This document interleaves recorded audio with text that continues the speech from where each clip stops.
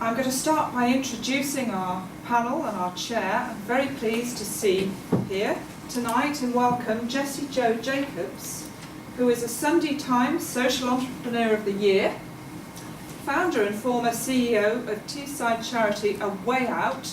That's a charity which our college is very familiar with, as we fundraise for them and we have volunteers who work with A Way Out.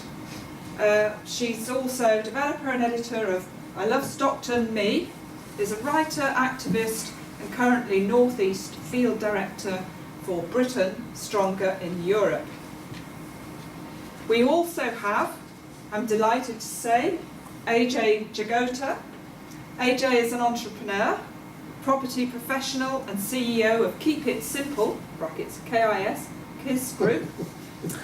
He's been widely featured on BBC News, BBC Radio Newcastle, BBC Sunday Politics, The Daily Newspaper, Sky News, AJ, all sorts of places. We're delighted to have you here for this modest gathering tonight. Thank you very much indeed. He's also trustee for Pine Tree Trust and a member of North East Shadow Monetary Policy Commission. And then at the other end, we have Aaron McIver. Aaron is an Irish student. He has dual nationality, Irish and British. Aaron's just finished his degree with us and is here keeping his fingers crossed and awaiting his results. Aaron, where are your mates tonight? Aaron's a Billy No Mates, clearly. Aaron's taken part in internship programs with JP Morgan. He has an understanding of the implications of the referendum on the city. He has a family business and works annually at a business based in Turkey. I think your family business based in Turkey. So got a very good overview and a good student perspective on things. And lastly, we have Professor Colin Bain, who's Professor in the Department of Chemistry, member of the Biophysical Sciences Institute, member of the Durham Centre for Soft Matter. If we get time, you're going to have to explain what that is for some of us here. Apparently it's a French joke. Okay. Dean and Deputy to PVC Research in the Vice-Chancellor's Office, and the research interests that Colin has are equally alarming to me. I don't know why you've got those things on your list. Yeah, indeed. Well, do share, So we might ask about those afterwards. Just about the only one I think I can understand is optical sculpting and binding. And I don't want to think any more about that, and you probably don't either. Chairing tonight, I'm delighted to say also, is Dr. Phil Warwick, who's a senior teaching fellow in the business school and a very supportive colleague of mine, actually, and all colleagues in the business school, I have to say. Before joining our business school, Phil spent a long time, I won't say how long for you, Phil, as a manager in the NHS, in Yorkshire and the North East of England. He also studied for an MBA at that time. He joined the University of York, but I'm delighted to say that he left there and came to us. Phil is going to be a very astute and a very sharp chair tonight. He's going to keep everyone in line, and we're looking forward to a wonderful debate. So it's over to you, Phil. Thank you very much. Okay. Thank you very much. Thank you for that, Jill. Right, ladies and gentlemen, on the panel, what we're going to do is we have some questions that have come from the floor, and when you've all had an opportunity to say something, we may go back to the person who posed the question if they would like to come back to us. Is that okay with everybody? Okay, well, ladies and gentlemen, on to our first question then. So, question one. Why are we having the EU referendum now in 2016? AJ, would you like to start? Well, it's probably to be fair, it's a political decision. Probably has no bearing on the fact of our membership of the EU.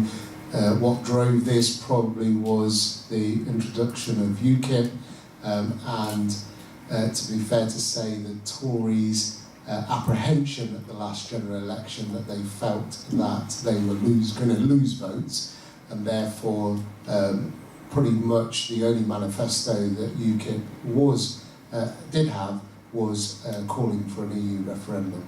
So I'm afraid to say it's more of a political vote, as we probably are seeing being played out in the press at the moment, with the infighting in the Tory party.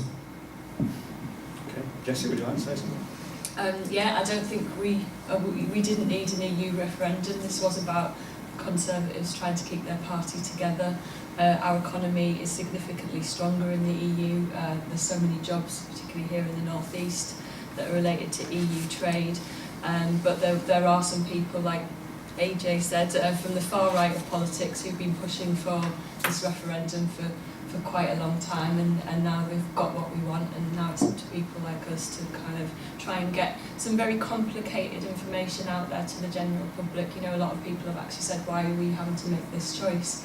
And I think that's a valid question, actually, because it's so complex, and every time a report will come out, like how the British government would usually listen to reports such as a Treasury report or something from the IMF or the ISF, you know, to kind of advise the public will say, oh, well, you're just scaremongering. So it's very difficult to present facts to the public to make their choices, when now the public will see both sides of the argument as kind of scaremongering. So I don't think we should be having a referendum, but here we are.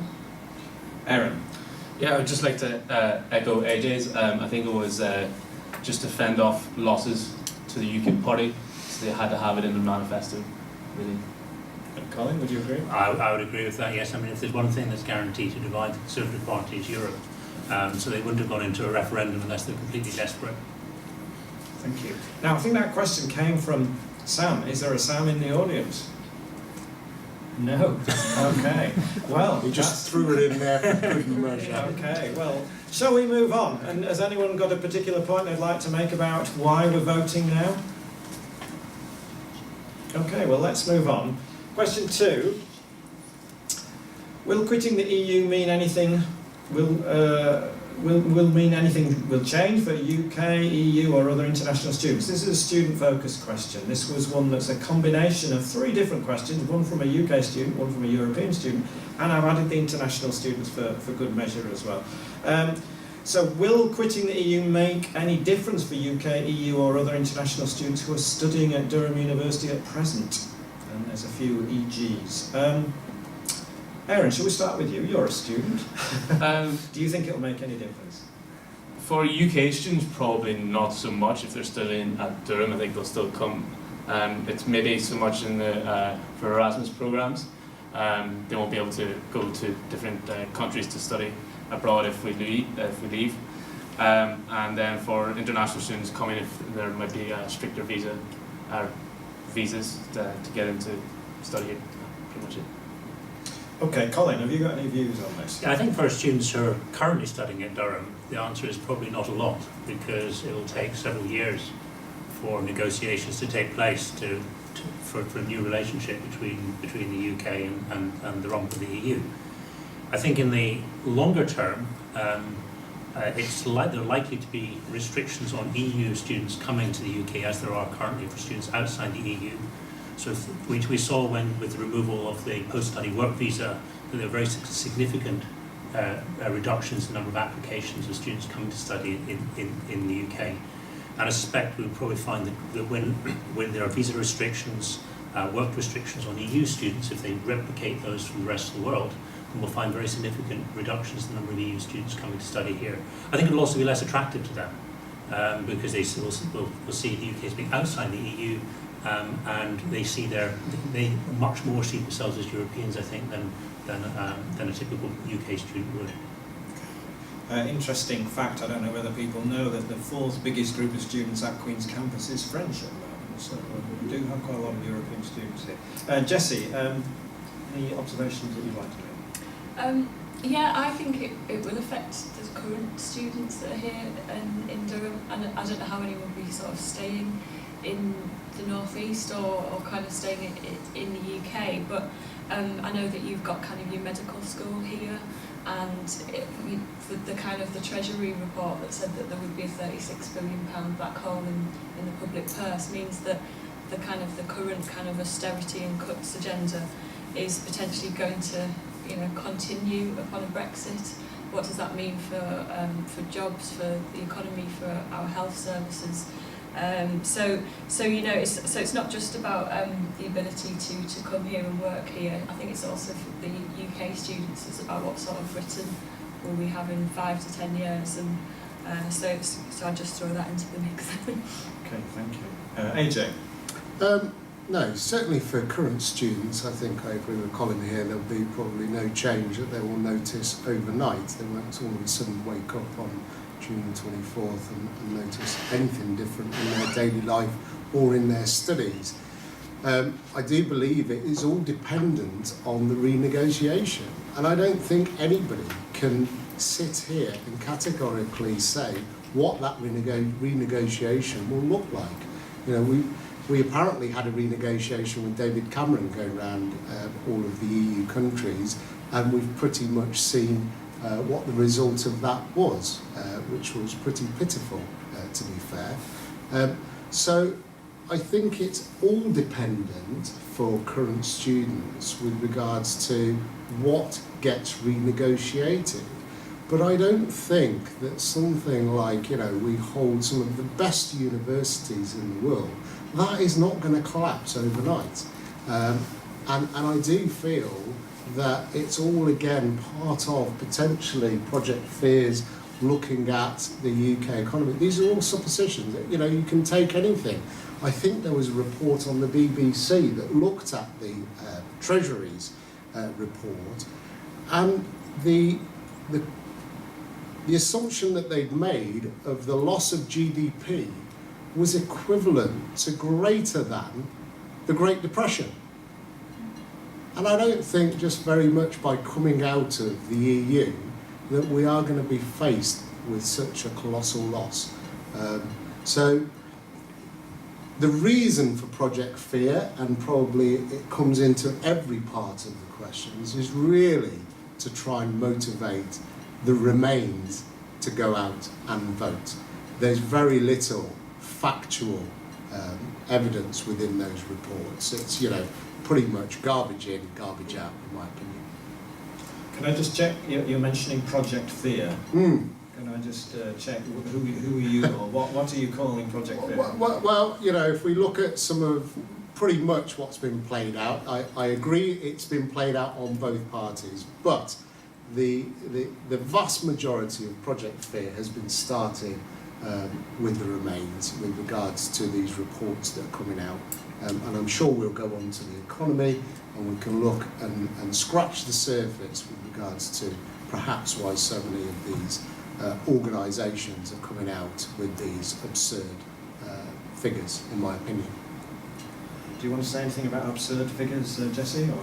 Yeah, I mean, it's how do you, as I mentioned at the start, who do you listen to? How does the British government make decisions? And the sort of reports and the people it would go to run the country is the sort of reports that are now being shared with the country. And if the country are aghast at seeing these statistics, that's why the Remain campaign is in existence, because we're aghast at these statistics. We're aghast that the Leave campaign would want to take us into such a risky economic future.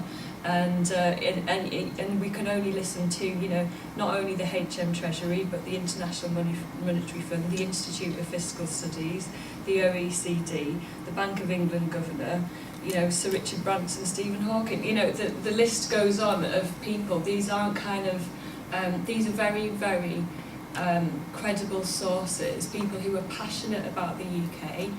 Some, in that list, people whose job it is to inform decision making, and so so obviously the Leave campaign want to kind of to call that Project Fear because they don't want people to listen to these facts, and I've seen for much longer than we've been campaigning Project Fear for years on end with the conversations about the migrant crisis, and I don't know how many newspapers you have picked up that was it 4 million that were told are going to come into the country and at the weekend, and I think Project Fear has been happening a much longer time from the UKIP and the right of British politics, and as I said, we're just presenting the facts. That's all we can do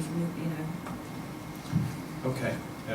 I'm sure there'll be opportunity to come back on that, AJ. Is there anyone from the floor who was involved in those questions would like to say anything? Yeah, Tom. I think one of them was from me, Okay. possibly.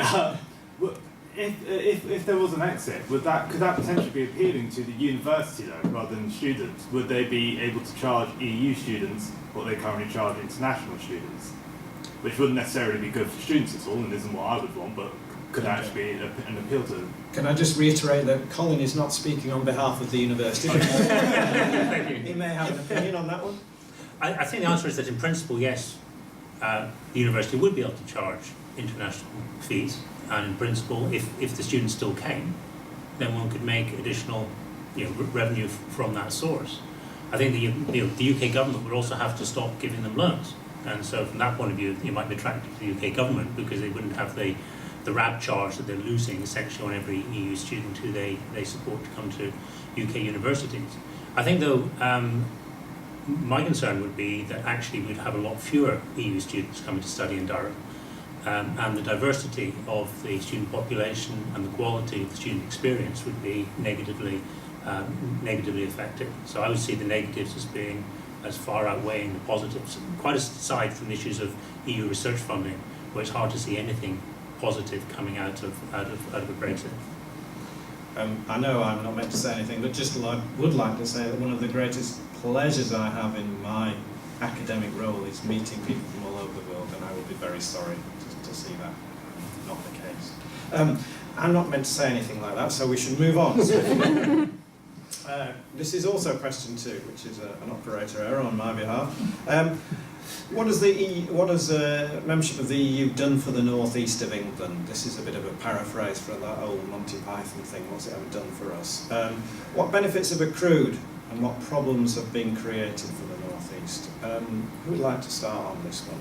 Colin, you said you're from Scotland, but you work in the northeast. Any opinions on this one? Well, I mean, I haven't lived in the northeast long enough really to know the history of what's been supported. I mean, I do know obviously that ERDF funds do come to some of the more economically depressed regions of the EU, and I think one of the rationales for the EU actually was to try and support the weaker parts of the community in order to build them up socially and economically, and that would be the wealthy countries who see the benefit then of the improved markets. So there have been ERDF funds coming to the northeast, but it's hard for me to say specifically that they've been useful, because I haven't really been here long enough to know. Okay, no problem. AJ, you do business in the northeast. What do you perceive are the strengths and weaknesses of what the EU's ever done for us around here? Well, it's in terms of specifically for the northeast, in my opinion, it's just some mad money merry-go-round is the way that I describe it. That we send money over and then we get this back through ERDF funding and certain funding. Whether you agree with the figures of the £50 million a week that we send over and netted back, with our rebates and everything, at the end of the day, I think it's linked to, we live in a part of the country that, does require funding and does require money to help the economic prospects of the region.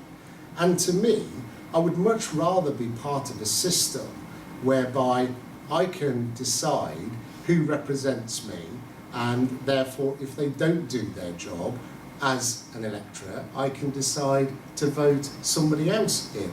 And I don't see that ability with the EU. So my problem with this is, no matter which way you look at it, as in, is the North-East a beneficiary, we would be able to decide where that money goes. And I think the North-East would prosper outside of the EU project, because we would be able to distribute those savings accordingly. And I don't see this money go round, this money that we send over that then comes back and we have to put this EU flag on, that we get told how to spend this money. We would actually be able to spend it where it counts. Okay, thank you. Jesse, do you have anything that you want to Yeah, mention about the North East? I wish I had as much faith as AJ in sometimes our national governmental decisions in terms of North East infrastructure funding. £2,000 per head is spent on transport in London, £5 per head on transport in the North East, because actually the way that British government makes its decision isn't necessarily based on that social on the actual, the decision making behind ERDF funding, which is to support places where they need economic regeneration. So it's been fantastic to see what the EU's done in the North East, from the Angel of the North to this bridge outside to the Quayside in Newcastle, Boho in Middlesbrough. If you look at some of the most significant regeneration projects in this region, you'll probably see a blue flag with some gold stars, and it's meant that kind of businesses have been able to take kind of risks. I met a great tech firm in Newcastle who said it was because of EU funding that they got started, and they were able to match fund that with something else. And so sometimes the North East is a riskier place for investors, and so that kind of EU funding, whether it's a match or it's a loan, it has played a massive role. We can't underplay that because we're not the City of London. We don't have big international people who are necessarily, so that alone has played a significant role. But then we can look at manufacturing and the fact that Nissan and Hitachi is called Hitachi Rail Europe. They are here because they want access to our EU market. So we've been able to encourage kind of international manufacturing firms to come and base themselves here, and so the list really does go on, but I won't hog the microphone. Aaron, do you have any views about the North East, or do you want to say a little word for Ireland on the route? I think there's a question later on about what that would be like for other parts of the UK, but my knowledge of the North East is quite limited. I'm only here for 3 years in Stockton, but I want to go back to the question earlier on the impact on students. Is that all right for everyone? Yeah, of course. Quick point, sorry. Student finance is a devolved power to the assemblies. So you've got Westminster and then the Scottish and Northern Irish. So because I have an Irish passport, for example, and many other Irish students in the north, I could have went to Scotland through EU law for free, because you can't charge an EU and fellow EU student what you don't charge what you charge your own. And then I now want to go and do a master's, for example, and I can get a postgrad loan for that. But I can only get it through being an EU student, not through being a UK student, because I haven't lived in England for 3 years other than through academic means. So there are benefits definitely within being part of the EU. Whether or not the UK government can match those benefits when we leave is a completely different question. Okay, thank you for that, Aaron. Now, there may be people who have a lot more knowledge of the history of the northeast of England who may want to say something about this. What's the EU ever done for us round here? Does anyone have any views on that? Yeah, go for it. I don't know a lot of history of the local region, but I was going to pick up on AJ. He said about holding people accountable in terms of having our local MPs, and I'd rather vote for my local MP and hold them accountable for what they do for our region. How does that differ from an MEP? Surely we've got MEPs that represent the North East, and we can hold them accountable in exactly the same way. No, because the difference is that the MEP is not part of the European government. That's held by the Commission. They're the ones that make the rules. So they could change the rules tomorrow, and your vote for an MEP would make absolutely no difference whatsoever. Does anyone know the MEP for the North East? Yes. Who's the 3 MEPs? Jude, Kevin, Darling, Jude, Kerting, Darling, Jonathan Arnott, and Paul Brannan. There we go. Let's go back to the northeast. Did I see a hand further back? Yes, was that you? We bought a house. Is it me? Yeah. I've only lived here since 1979, but so It's more than most people. yes. But really, when we came here, I mean, there was so much underinvestment and dereliction, and I have seen over the years such a lot of schemes that have been funded by the EU that Westminster was never ever interested in.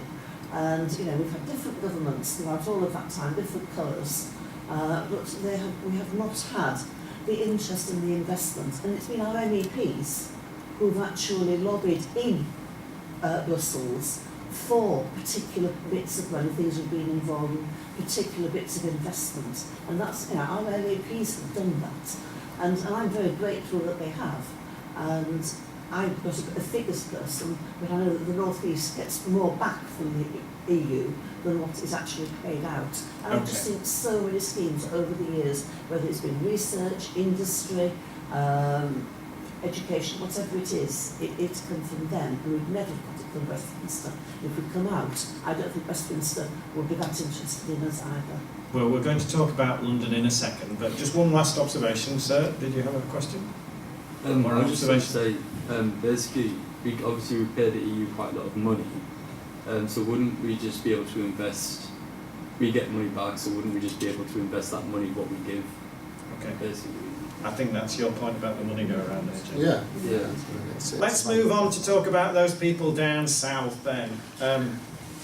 Should we worry about this? A lot of business school students go off to work in the financial services sector in the UK. Do you think Brexit will mean that the UK and London in particular will lose business to Frankfurt as a major financial centre? Jessie? I mean, kind of, I don't have, in terms of my knowledge of the difference, whether Frankfurt will sort of overshadow London, I think that being in the EU means that it's much simpler in terms of kind of, services. We don't have trade tariffs, that kind of thing. So obviously, if there was any type of trade tariff, that affects all business, whether that's the financial sector, whether that's manufacturing. And so, so I think that's going to be a significant part of the renegotiation, whether it happens. The fact that it's most financial services that are also saying that we're going to, some of the major kind of UBS, Warburg, and those groups that say we will go into some sort of recession. They're not saying what size of recession it is. Sort of gives you a sense that these institutes do want us to stay in the EU. I'm sure there'll be some, and there's different kind of limitations that being part of the EU has in terms of financial services, but I can't really speak, on behalf of them, so I'm not going to. AJ, do you want to say anything about what your view is of London and what will happen in the financial services industry? I mean, in terms of the financial services industry, they've all commented, and the vast majority have a sprawling network throughout the EU as we stand today. So they would not be having to move. We wouldn't lose jobs. They would still have access through their distribution network into the EU. So whether we stay or whether we leave really would have no effect on their business, on their ability to do business with the rest of the EU. On a couple of other points I'd just like to mention, Jessie mentioned Hitachi and Nissan. They've both gone on record to say that it will make no difference to their intended investment here in the UK. So, this is all, again, part of Project Fear. We talk about, the reports that come out, and that admittedly, there's a nice long list for them there. But that's the same list of people and economic forecasts that came out when they said we will be left as a pariah of Europe if we don't vote to take the euro. It's exactly the same people. That's not true at all. We also talk about the recession that they talk out from the Treasury, and it's based on a technical recession. And what they base their technical recession on is 2 quarters back to back of negative growth. And do you know how much negative growth they're talking about? 0.01%. Basically what I'm trying to say is, when you look at some of these things and you actually scratch the surface, ask yourself 2 questions. The first question is, what vested interest do these people have in producing this report? And it does require a little bit of research. And then look at their history and look at how credible they are at forecasting. Okay. Aaron, do you want to say anything on this? Yeah, I don't think it really will have a major disadvantage at all. England and London, biggest language across the world. The other thing is with the banker's bonus, the European Union has put the cap on that at 200%. And that's stifling the competition, that's stifling the best bankers, the best financiers coming into the UK. Funnily enough, Jamie Dimon, the head of JP Morgan, his salary is higher than that of his counterpart for the UK bank, but the UK bank's bonus is lower to cover it. Does that make sense?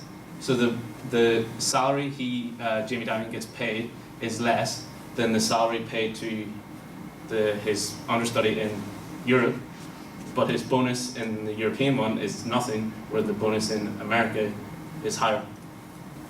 Is that a good thing? Yeah? No. It's not good. Colin? Yeah, I think that if there was going to be a major shift of financial institutions from London to Frankfurt in the event of Brexit, you would have heard much stronger support from the major institutions for the Remain. So I think I think the City of London has proved remarkably resilient to stresses over the last decade, and I think it would remain a very attractive centre, not least because London is seen as a global city. It's one of the very small number of cities where people from almost all countries of the world feel they can be at home, and so I think it will still be very attractive for major financial institutions to recruit staff to London, for better or for worse.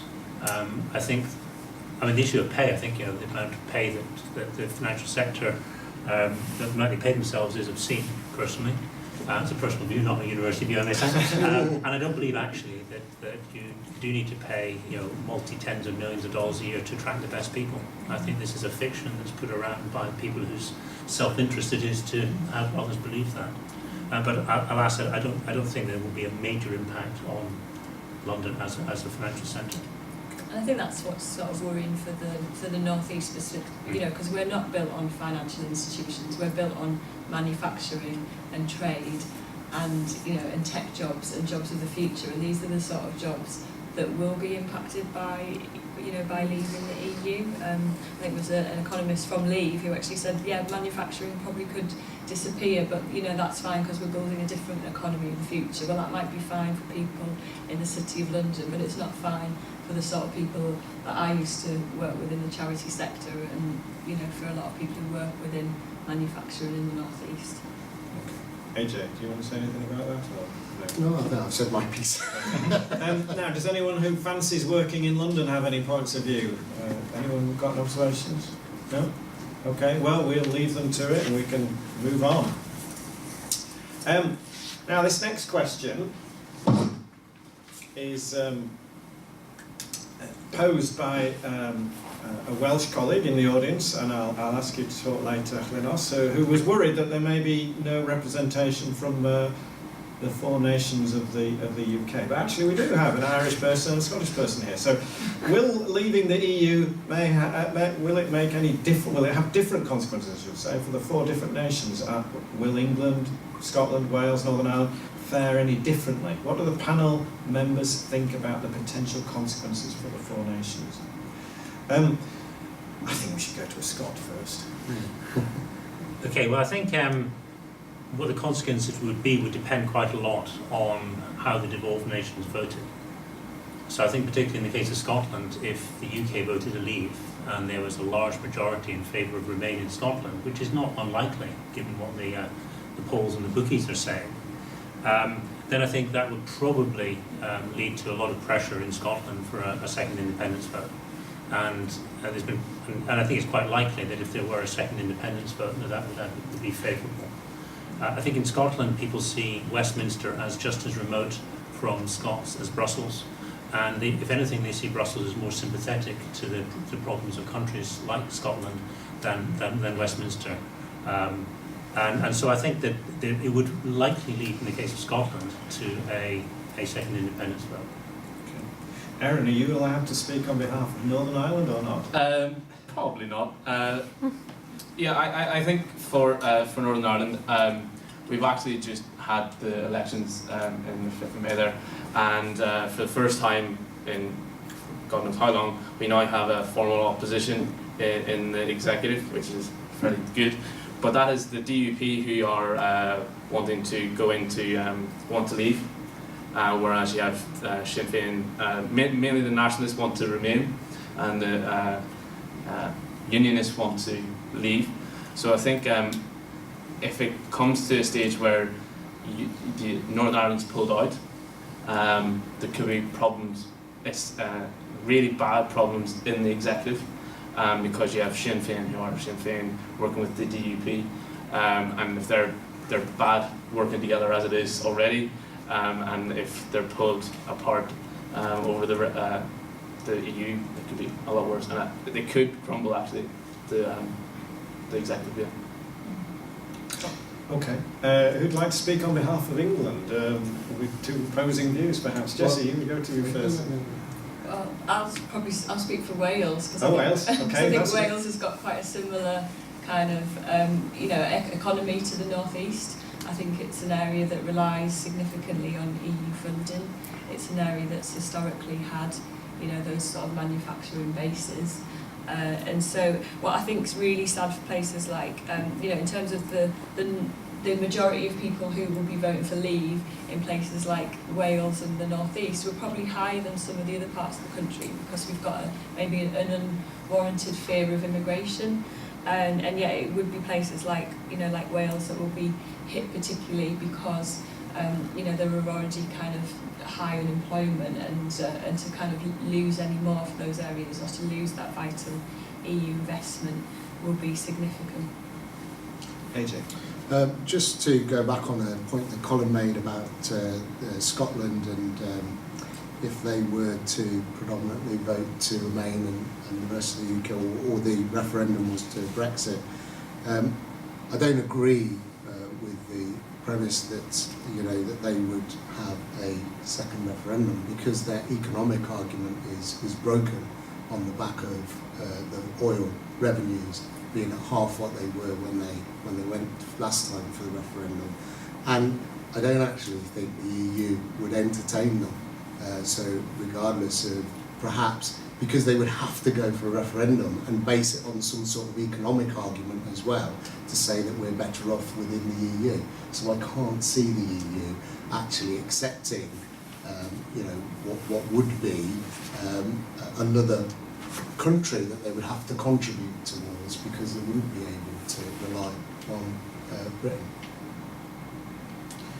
Linos, you obviously had some concerns about Wales and its position in this. What's your view on this? Well, I'm concerned and confused about all of them, really. I spent 2 years in Scotland before the referendum, and some of the politicians who were telling the people in Scotland it would be disastrous if they voted for independence because then they would have to leave the EU, are now telling them that they really ought to leave the EU. So I don't quite understand how, in some cases, the same politicians were 1 year telling them they should stay in the EU and are now telling them that they should leave the EU.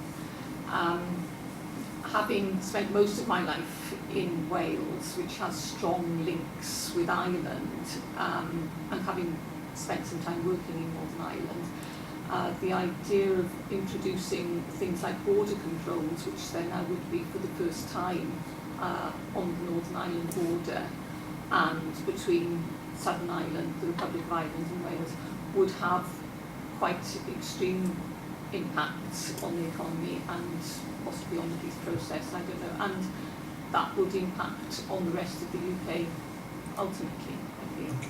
Aaron, do you want to say anything about the Irish border situation? Yeah, I think the borders were there because there was a war going on, not necessarily because people moving to and fro. There's been a common travel agreement between North and South and the UK for long before the EU, and there will be after, regardless of the referendum. Do you think so? Yes. Really? Yes. They're not going to put a border up. They can't. They wouldn't. Why would they? It's going to be impossible to do so. There's it's just crazy. It's like Trump trying to build his wall. It's just not going to happen. And just as an aside, as the euro and sterling varies in value, do we see people moving across the borders to shop? Does that happen? Yeah, so I live in Derry, which is literally on the border, and we would go across and fill up petrol, diesel, all that. It's just common what you do. Another thing for Northern Ireland, that benefited us a lot more so than probably anywhere else, is that we've got peace money because of what's happened. So peace 3, we got €250 million. So in Derry, they built a peace bridge connecting two sides because Northern Ireland's quite segregated as it is. So there has been a lot of good coming in from it. I think it cost 10 million EU money to build a bridge linking two quite segregated parts of the community, and then named the Peace Bridge. Okay. Sad though, isn't it, that we're having to speak about, you know, the breakup of the UK, you know, and and this kind of referendum is what it's causing in terms of division of our communities, the thought of what will happen to the United Kingdom and the thought of what will happen to the United Nations. And hopefully it'll be United Ireland, never mind United Kingdom. Well, that's another issue. I think we better move on quickly. But talking about dividing nations, what about the rift between the young and the old? Why do younger people appear more in favour of the EU membership than over 50s? I'm afraid to say my age group appear to be one way inclined and the younger age group appear to be a different way inclined. Erin, you're a young person. You better start with this one. I don't think that's necessarily true, Okay. actually. From talking to fellow students and stuff, I don't think that it's quite as clear-cut as what you would like to be perceived on television or on news. I know personally some of my closest friends were all pretty much on the same wavelength. To leave, and then there are obviously some people that would rather stay, but I don't think you could literally just have it that young people want to stay, old people want to leave. I don't think that argument stands. I hesitate to suggest anyone else is an older person, but we're all kind of older than Erin, so Colin, do you want to say anything? I think perhaps younger people are more mobile, and they see their careers perhaps as taking them to different countries. And so they see, let's not call it migration, let's call it free movement of labour in the EU. They see more positive benefits coming from it, both in terms of people from the EU coming to the UK and also their ability to move across borders, to take jobs, to live in other countries without having barriers put in the way, to study in other countries as well. So I think perhaps that's one of the reasons why, notwithstanding what Aaron says, why the police has reported that younger people are more in favour of the opportunities that are provided by membership in the EU. I also think a lot of the time for young people, they can't express themselves as honestly as they would like to be, because if they do, then sometimes they're called a racist if they want to leave, and their peers are saying, "No, you're racist because you want to leave." Well, that's not necessarily true. You just are having a different opinion, and especially when you're young, you don't want to say anything that could have a detrimental impact on your future, on your career, have anything on your on Facebook, whatever it may be. So I think that's why sometimes young people, it's not as clear cut yet, pretty much. I mean, a lot of our kind of polling data does show that young people are much more likely to stay. A lot of the debates that we've been doing when we do the straw poll with young people before and after, they're by far a majority of Remain, and all the street stalls that we do, young people kind of give you the we're in, and I think that I think it's very interesting that in terms of where we get our information, young people get that information from kind of social media, from much wider sources than maybe traditional print media.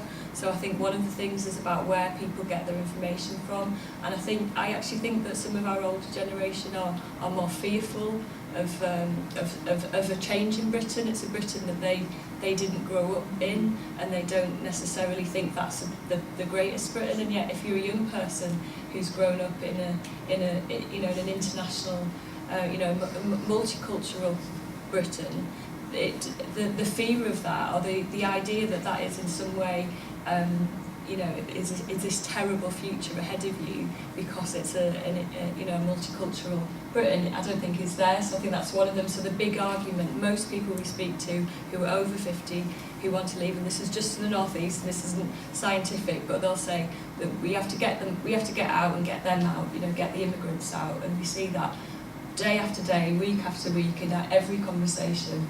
A majority of conversation that we have, it's about immigration, and so I would think that young people, that's not as big an issue. What's a big issue for them is about jobs, is prosperity, is what the economy will be like. Will they be able to buy a house? And like our colleague said, will they be able to work and travel abroad? We've just got a different outlook on life, I think.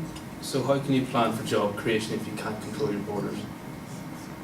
Well, let's just, before we get on to that, let's just give AJ a chance to Well, I think it makes a valid point, and you know, I don't Well, buy pick this. up on it, actually, Well, we'd like I don't pick, or I don't agree with the point clearly that immigration is turned in that way. I think it's been taken advantage of by some of the Remain to turn this into a very divisive campaign to turn it into this type of rhetoric that Jessie mentioned. I haven't used I talk, day after day, conversation after conversation. Well, let's be honest, you did mention to say that's what you hear. What I hear is completely different. And what I hear from those people that don't want to remain in the EU is that they want controlled migration. They want controlled immigration. They want control of their borders. Because at the moment, you have a two-tier system. So anybody outside the EU has to apply, has to contain visas with education as well. But anybody within the EU can come and go as they please. We've just seen the figures come in. The size of Newcastle is moving to the UK every year. Now, there has to come a point when you have to say, how do we control this? You know, great that we've got a great economy, we're the 5th largest economy in the world. That is going to have a pull on the rest of the world. And all we're trying to say is, can't we control this in a better way? And that's all. We're not saying that, you know, most of people in the Brexit campaign say migration is good. But it's the type of migration that we're looking for. It's the type of immigration, that we're looking for. So we want to take people on their merits of what they are able to contribute towards this country. That's all. In terms of those immigration figures, though, you know, the difference between EU migration and non-EU migration in the northeast, there is as many people from outside of the EU who come here. We've got the lowest immigration in the country. 2% of our population are actually foreign-born. A lot of those are students, so our student population. So when we talk about immigration in the northeast, the people who are most passionate about leaving to control immigration, that we're actually some immigration can be good for regions. You know, that there isn't this idea that if we've got a whole load of immigration that that our working conditions will be worse or we won't be paid as less, because you know, in the northeast where we've got some of the lowest immigration, we still have 0-hour contracts and we still have, you know, low salaries. That's to do with your national government and how they set the agenda for what pay and conditions are. And so, you know, so I think that this kind of idea, and also that if you suddenly control the borders, then you'll stop people coming in. When international non-EU migration is also increasing, where it's terribly difficult to come to Britain if you're not in the EU, and those numbers are still increasing. So whether you're in or out, you know, that those conversations are in some ways to the northeast not as important as jobs, prosperity, the economy, EU investment, and things that really matter to northeast people and what will make the difference to our lives here. And so, I know you'll be from across, you know, you won't all be from the northeast, but I guess I'd make the case for the northeast. So. Okay, there's a question from the floor in a second. I've seen you, sir. Aaron, No, I'm fine, far right. Okay, so carry on. It's just that I'm a student in Durham, and I'm willing to emigrate to Australia when I finish my degree, so I have to work really hard to get in my position in Australia. And I don't like the fact that people can just have a born privilege to move in this country. I haven't got a born privilege to live in Australia. I think you should have to work to live in a country like ours, so I personally want quality over quantity, and have a points-based system like Australia. I think that's, I don't know what you think about that, but I think that's fair. What do other people think? Sir, yeah. So, well, actually, I was to revert to the question that's on the screen. I have no academic evidence of this, but I just wonder, I'm 70 and I'm too young to have done national service. My generation, unless you were reasonably well off, did not go abroad for holidays when we were younger. My mother, for instance, never went abroad. we were brought up in a fairly self-contained country that was still thinking of its empire, even though it stopped calling it that. If you wanted to go abroad, you got to get a ship or an aeroplane. And if you went on the early package tours, they were packaged and insulated you from these foreigners. Whereas today's young people, they are living in an international society of communications. And I doubt whether there are very many students in this university who've never been outside the UK. It's just more or less taken for granted. And so I wonder if that is, they have a more international attitude. The downside of that is that my generation is more likely to turn out and vote in a referendum or elections, whereas the young people, despite the efforts of the people at the door, a lot of them may not be registered to vote, or if they are, they might not get round to voting, which I think will be terrible. Yes, it's a bit of a crying shame looking at the average age of the audience. We're not exactly the normal age distribution that I teach in this room, but so be it. AJ, did you want to say something about points-based immigration? Yeah, no, I mean, it makes a valid point that at the end of the day, the system that we have at the moment doesn't allow certain people, if we take, you know, I'm a first-generation immigrant, so my father came over from India on a ship, and he came over here because there was a labour requirement. The fact is that if he tried to come into this country today, he wouldn't be allowed to come into this country today. And that is based on the fact that we have open borders with the EU. So nobody is saying, certainly not my argument, isn't the fact that immigration is bad. Immigration is good, but it's the controlled immigration based on quality, not quantity, that we want to look at. Because, you know, don't underestimate that if we vote to remain, that will give an open ticket to the EU to continue with this policy of free movement of people. And I'm sorry, as our economy grows, you know, currently at the fifth, that has to have, the logic tells us, it has to have a bigger pull.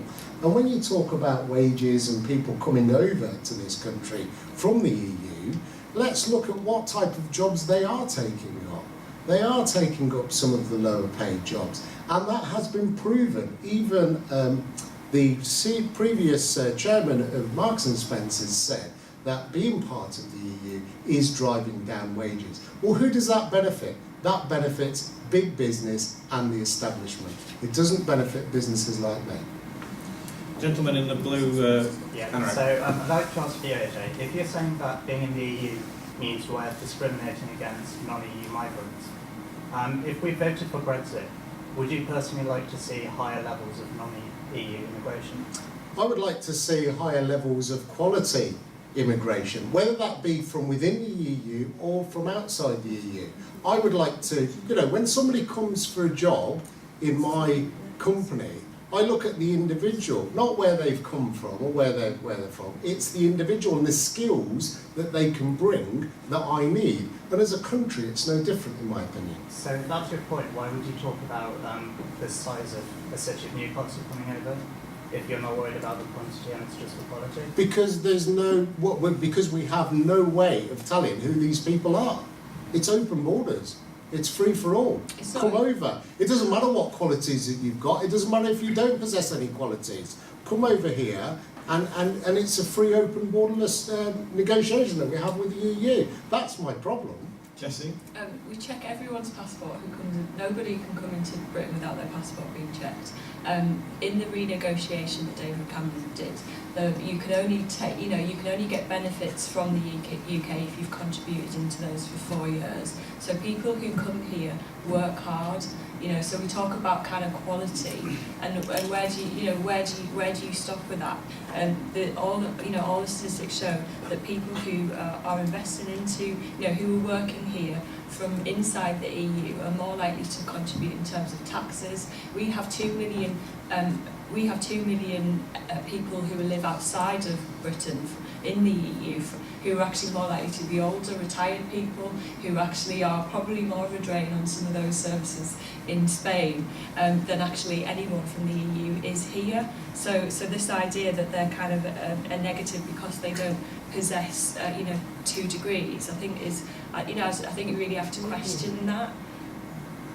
Okay, let's just we've got a couple of points from the floor. Let's just take a couple of points from the floor.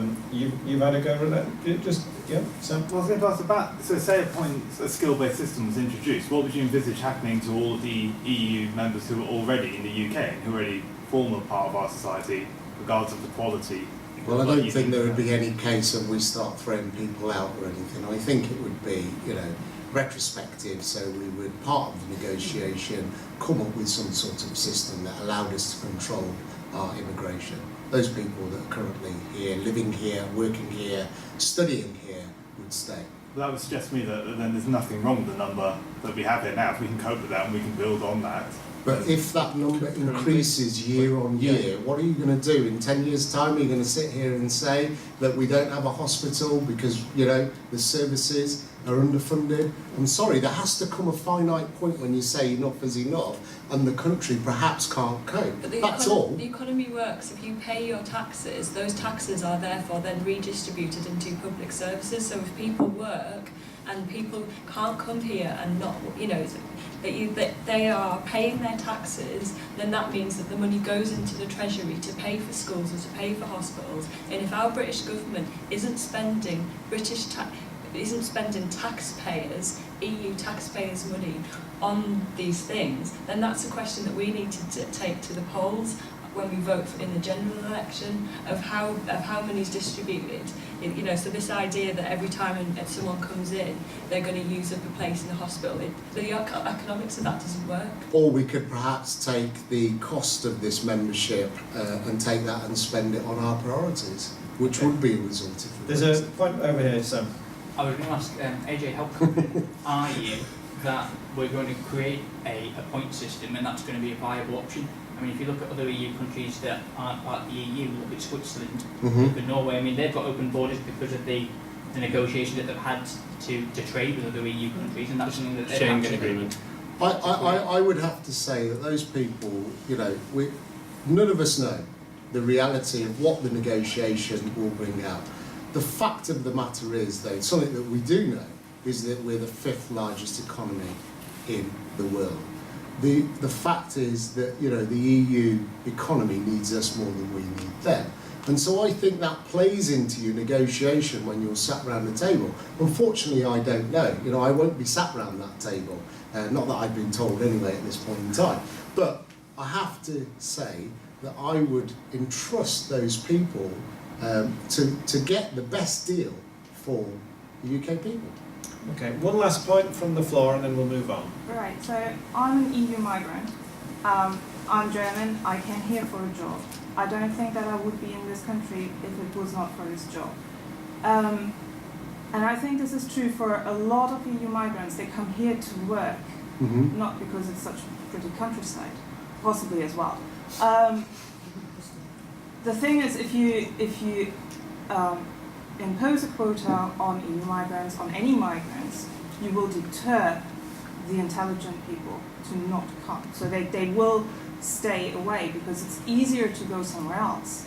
If I had to bring so many points, if I had to prove that I have this income, if I get this job, etc., I would possibly look at a France job, at a French job, at going to Switzerland, going to the US.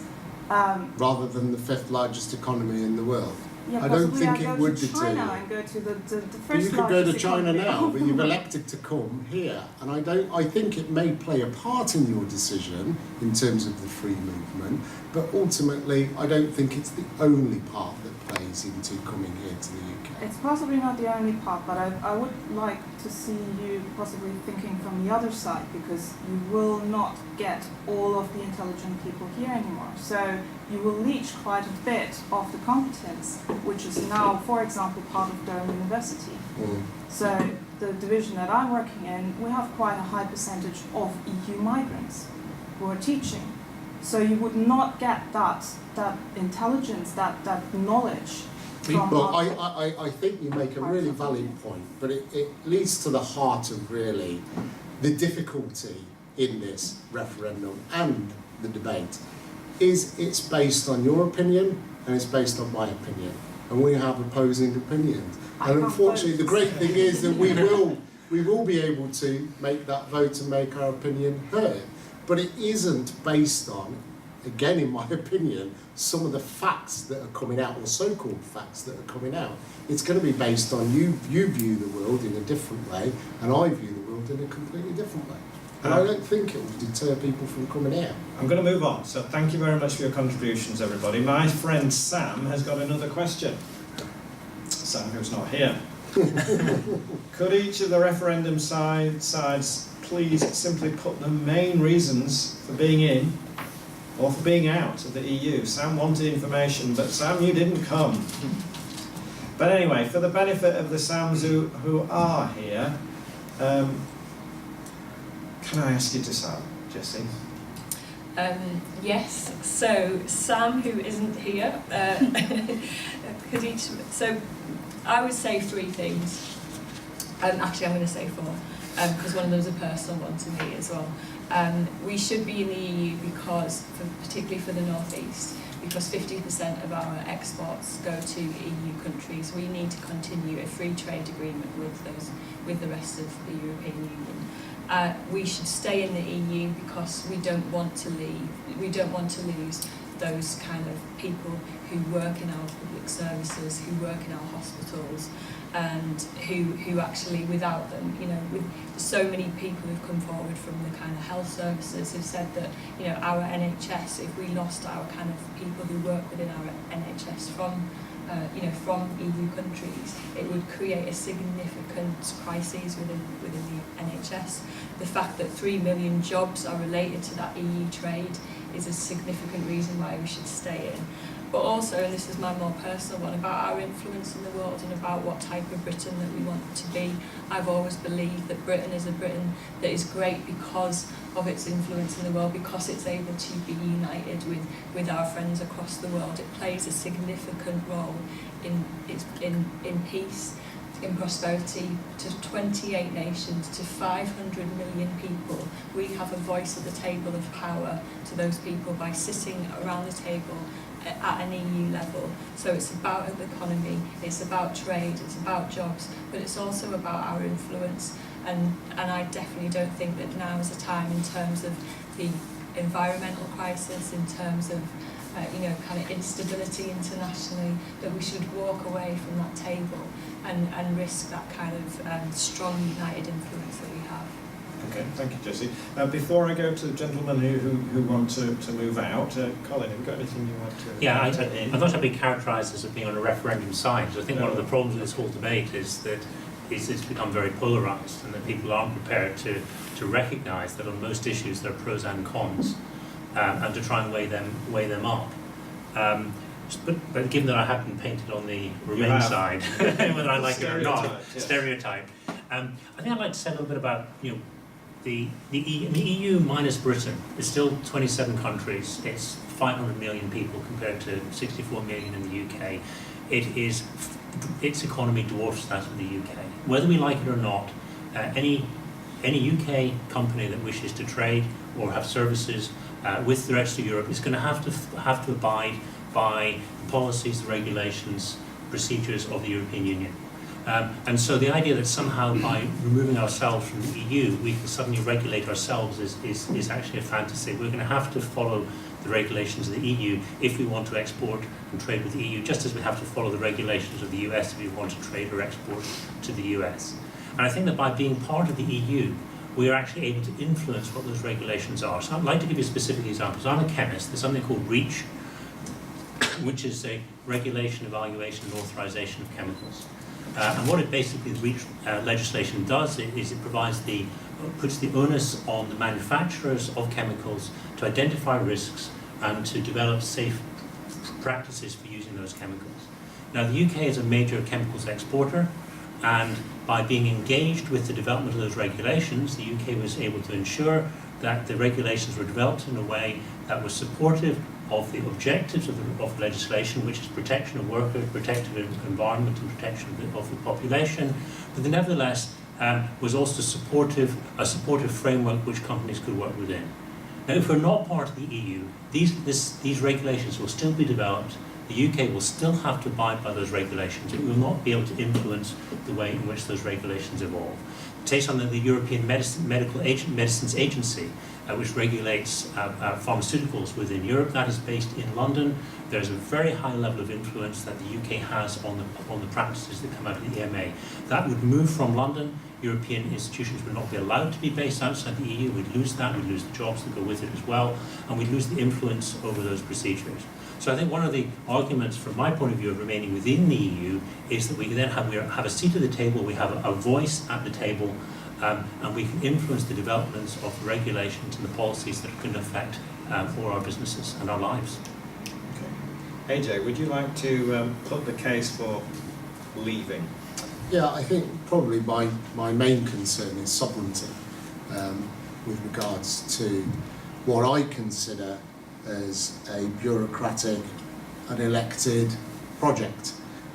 Take, for example, at the moment, the EU sits in Brussels, and once a month they hire a train. Yes, they hire a train, and all of the staff, included boxes, go over to Strasbourg. That costs £120 million a year. Now, at the end of that, that's fact. Now, at the end of the day, if that was happening in this country, I don't think those politicians would get many votes, in my opinion. But the fact that it's happening within the EU, and it's under this guise, that we all of a sudden just sort of accept it. So for me personally, I don't want to accept it. And I also talk about the EU, and we talk about these 500 million people that we have access to. The fact is, the EU economy is stagnating. It's not growing. There are bigger and better economies out there. They're at the moment, being part of this project is hindering our ability to create trade deals with them. India, America, the list goes on and on and on. And to me, it's about opening our horizons and leaving what I see as a failed project. Aaron, anything to add? Yeah, sovereignty is definitely the main one for myself, but I'll not talk about that because you mentioned it. But the other one is trade. You alluded to it earlier on, that being part of the EU will, for some reason, allow us to trade with so many more people, and being part of the EU with the 28 other countries, we have so much more power and force, and we can get these agreements. That's not the case at all. USA, Russia, China, and India. Do the EU have agreements with them? No, they don't. But they're the biggest economies, or some of the biggest economies in the world. Yet the EU don't have any trade agreements with them. Why not? Because you have to get 28 countries to sit around the table and all agree to what's the agreement. Chile, for example, Chile has trade deals 40 trillion, right? The EU only has 4.7. Chile is a third of the economy of the UK, and they were able to deal with China in 10 months. We can't do anything because you have to have 28 different countries sit around and all agree, and that's just not possible at this day and age. So yeah. Okay. Anyone got any observations? So I have another question for the panel, actually, which is to turn this on its head. Okay. And that's to say, which of the opposition's points or ideas do they find most compelling, and why is it still wrong? In the sense that, to give it a sense of balance, most people give an argument which is either in or out. But what I'd like to know is there has to be something which nags each of you that actually the other side might have it right. But why is it wrong? Which arguments of the opposition, as it were, do you find most compelling? And why is it still wrong, of course? Why is it still wrong? Now, that is a challenge. I can't be compelling and wrong at the same time. I'm afraid. We probably should go with the same order that you started there, so the same batting order. So I'm afraid that's you first, Jessie. Anything in the exit? I think it can be compelling to think that Britain should be free to trade with the rest of the world, and so so automatically you think, yeah, we should be able to. But then you go to a number of businesses who I communicate with on a daily basis in this campaign, and actually we are selling and we are trading to the rest of the world. We are, we do trade with China, and we do trade with South America and Africa and India, and so actually this is about keeping For me, I want to ensure that we still kind of have that partnership with our neighbours, which is the EU, and have that kind of agreement with them, and be able to trade with the rest of the world. Okay, Colin, any compelling arguments? You've been very even-handed. Well, I think that's probably the thing that frustrates me most about the European Union is the level of bureaucracy and the level of waste within their systems. And so I guess the thing that concerns me most is that the EU is unreformable. Okay. And I think I think David Cameron's rather unsuccessful attempts to renegotiate the relationship between the UK and the EU sort of illustrated the difficulty. I think the point was made also by Aaron of getting consensus. So I think there is a Brussels mentality, which as there is a Westminster mentality, that is sort of, if you like, divorced from the reality of the nations or the community that they're within. And so my concern is that is unreformable, and that there will continue to be a detachment in the level of waste that for many years to come. But to answer the question, better in than out? Well, I would say nothing is perfect, and I suspect that may be something that one has to accept and can do one's best to change it, but it is. Thank you. AJ? Any arguments at all? It's a very tough one. It is a tough question, but it's an academic essay is one thing. I would say the bringing together of 28 states in principle is a good idea, and one that I would want to say should work. My problem is in practice and the structure, particularly the structure that's been formed, it's evident that it hasn't for the last 40 odd years, and I can't see it going forward in its current structure. So I would concede in principle, if you were sat, you would say, on a piece of paper, like most plans, this looks good, but then in practice it just doesn't work. And Aaron? I like the idea of free movement of people. My only thing is, would I be annoyed if I was told by a country you can't get in or you're not allowed in because you don't have the skills to come in and to benefit society?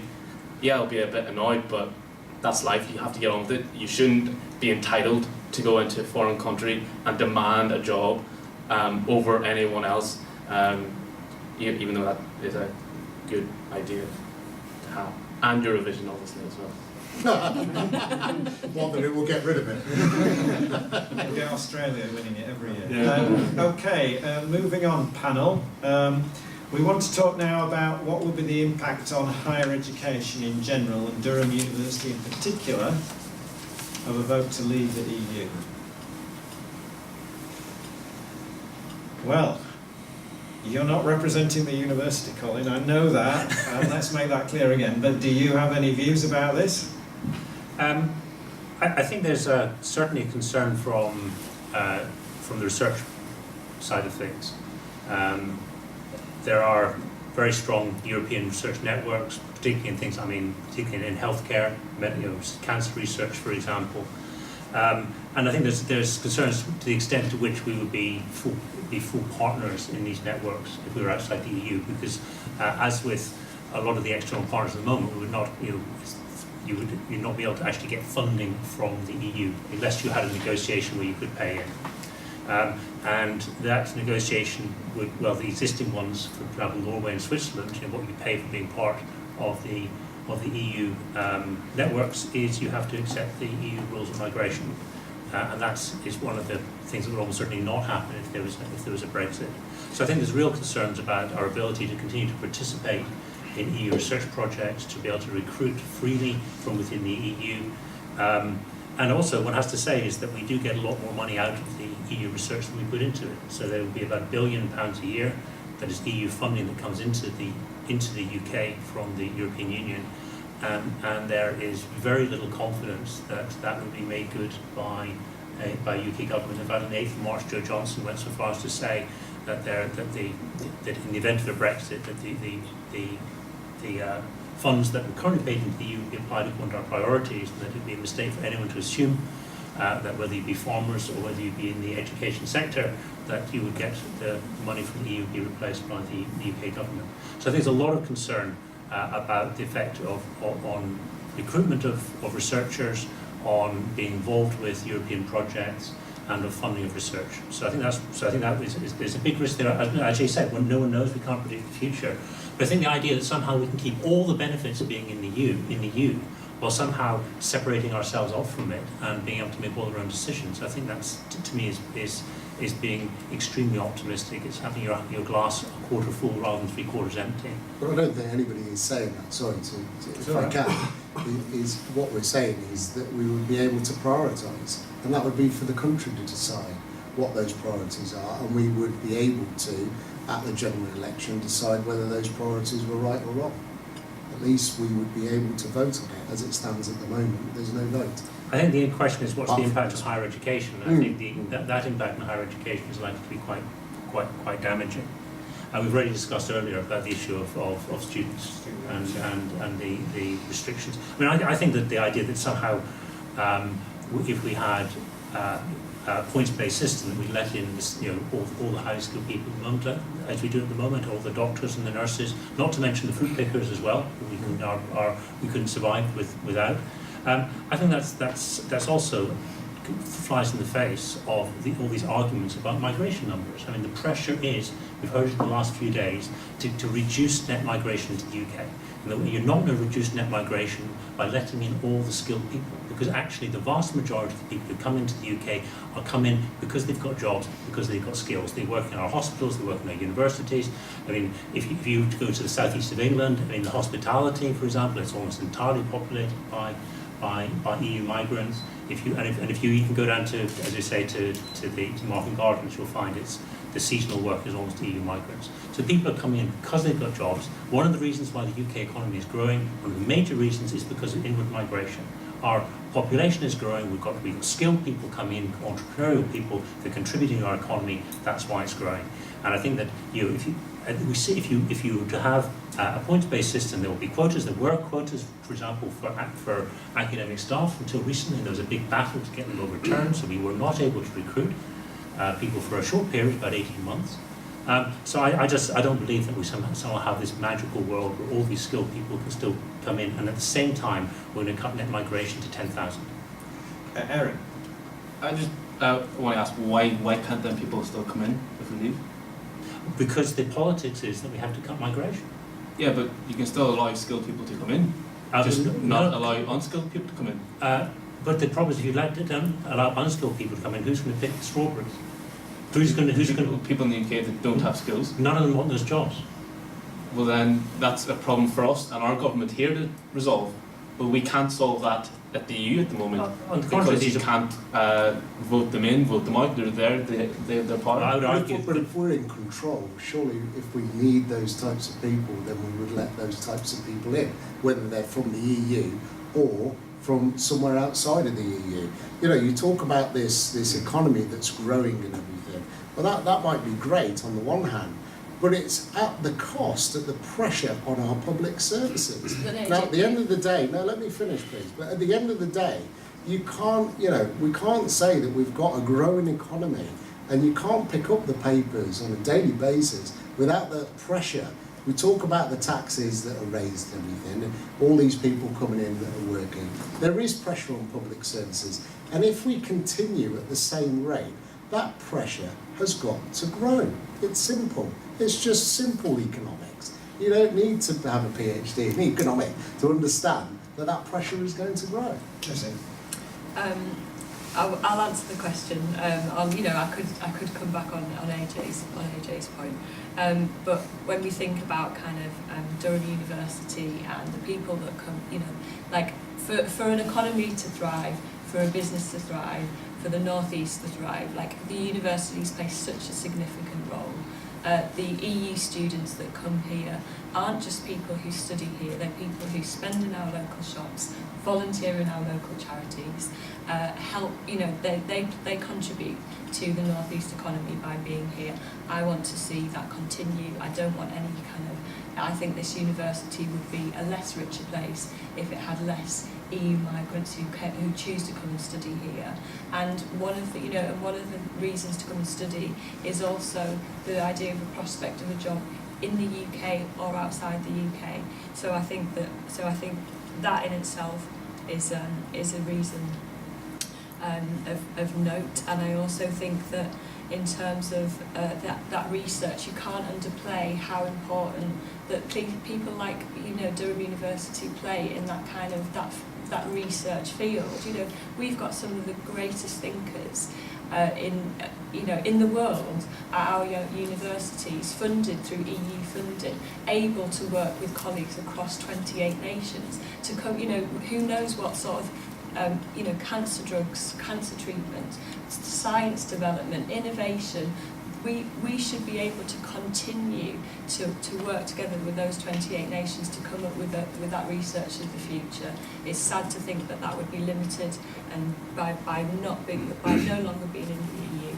And then thirdly, just in terms of that local economy and Newcastle being a kind of university where people do study. I know we're in Durham University today, but it's an example of where people will come and study and stay on and kind of work in their local, in Newcastle, which is about needing to know that there'll be a job at the end of it. If I was going to choose where I'm going to go to university, I'm going to choose the place where I'm most likely to be able to work, educate and get a job. If we see less jobs in the UK because of leaving the EU, then that's a significant impact on anyone who's studying at the moment. Point at the back. It isn't necessarily directly related to this question, but it has been mentioned in some of the comments. I'm here because I don't really know what I want to vote, and as a young person, my mum would shoot me if I didn't vote in the election. So I'm also here. Good on your mother. I wish more mums use a heavy-handed. So something that, again, I just want to know your opinions on it, really. It seems that one of the arguments to leave the EU is for, a lot of it has been talked about with migration and all of those kind of things and the impact on the resources in the UK. Something that I feel that is kind of come up time and time again is that we're actually using that as an excuse to mask some of the problems that we have in our own country. For example, the strain on resources, other things that we could be doing differently which actually have nothing to do with the EU. So I just wanted to see what your thoughts were on actually what we could be doing as a nation regardless of what's going on in the EU, because it seems that some arguments we're kind of using the case to leave as a mask for our own problems. Does anyone like to comment on that? Well, I don't think it's a mask to say that at the moment being part of this project hinders our ability to be able to do trade deals with the rest of the world and the rest of the world that's growing.